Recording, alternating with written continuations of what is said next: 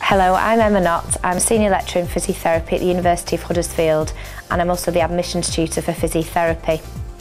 Some tips for your personal statements. I read about 450 applications per admissions cycle, and they become very similar. So I'm really looking for somebody to write a personal statement that makes them stand out and has something a bit different in there that makes me think that I want to speak to them again.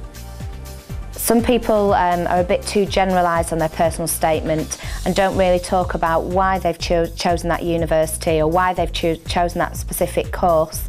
And we want to know that you have some subject knowledge and you're aware of the course that you're going to be applying to. Similarly, we're also looking for what your attributes are. So if you're using some examples about your extracurricular activities, or perhaps that you've done the Duke of Edinburgh scheme, what we're looking for is that you can show what transferable skills that's given you. And so it's showing that you're a really well-rounded person.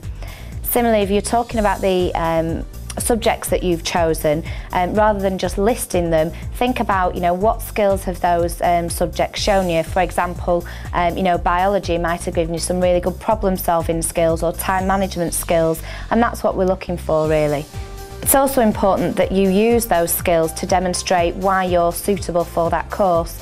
So if it is a physiotherapy course and we're looking for somebody that has good communication skills, use some of those examples to identify why you would be suitable for that course. Going to open days is really important. It shows that you've researched the university, and it also gives you a really good indication of what you really feel when you get there.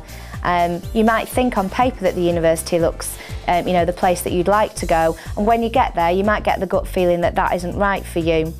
It also gives you the opportunity to talk to lecturers, to see how they teach, to see what their teaching philosophy is, but also to speak to other students that can tell you the truth about, is the course difficult, what are the lecturers like, what's the support there like.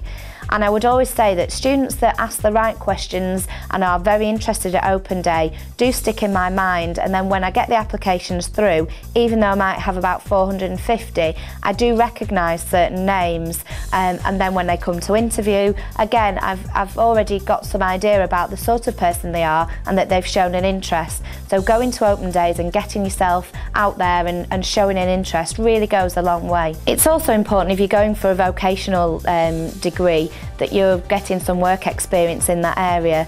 Now, work experience can be quite difficult to obtain, so it is important that you think about this quite early on, and that you're using your summer really productively to arrange this work experience. So things that are off-putting from an application point of view, people that are talking about hobbies on a personal statement without actually thinking about what transferable skills that's going to show isn't a very strong personal statement, I would suggest. So if you put in things like watching TV, playing football, and those might be your hobbies, but unless you can show that that gives you some transferable skills that's applicable to the course that you're choosing, then it's not really worth putting down on a personal statement, because it doesn't really add anything. It's also important that the things that you're putting down on your personal statement are true. Most interviewers will have read your personal statement and may even question you about some of the things you've put on there. So if you've exaggerated or you've not told the truth, that's going to come out in interview, and again that's going to look quite badly to the interviewer when they're thinking about whether they want to choose you for a place on their course. If you do have a vocational degree and you are thinking about work experience, it can be quite difficult to arrange at short notice. So think about writing letters early on, or perhaps starting now, and then you've got some time throughout the summer to fix some dates when you can go and get that work experience. If you're leaving it to the last minute, that's not always going to be appropriate, or you're not going to be able to get that work experience, and that's always going to show in an interview. It might also be that you need to start thinking about open days and booking those in your diary, and open days do start as early as June, some might even be earlier than that. And as I said before, if you're going to an open day and you're making yourself known, that's going to show that you're genuinely interested. It's quite difficult if you're wanting to go to an open day at the other side of the country if you haven't already prepared about that. So think about which university choices you want, and think about making sure that you've got the time and you've prepared to go to those open days. If you have been to open days or you have spoken to current students or past students from a university, you might have questions. You might have questions about the course from the research that you've done on the university websites.